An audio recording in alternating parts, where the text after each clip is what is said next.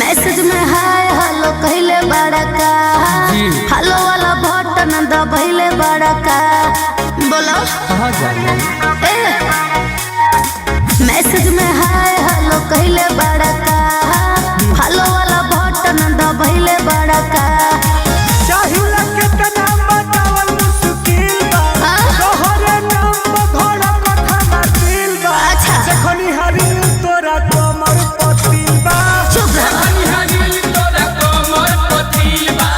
देखनी हरी तोरा कमर पतिल बा दीवाना बना देले बा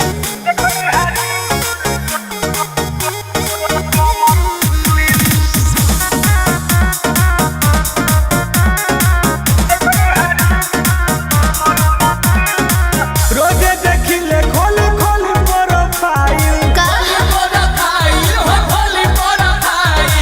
नया तोहार पवन दिल बटे आई अरे जना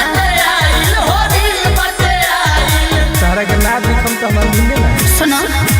कम बोलला पे बाबू फायदा होला तारा लेखा भर रोज फायदा होला बुझल आटा के सवाल नहीं हो घरे हमरा मिल बा का ओही दिन बताई के तोरा खातिर फील बा जे देखनी हरी तोरा कमर पतिल बा देखनी हरी तोरा कमर पतिल बा तोर दीवाना हो गइल बानी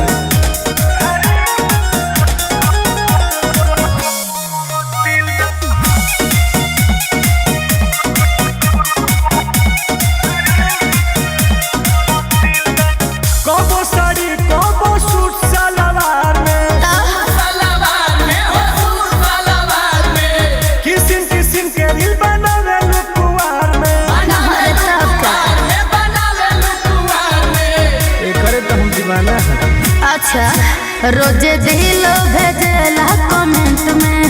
रिप्लाई चाहेला अर्जेंट में बोलो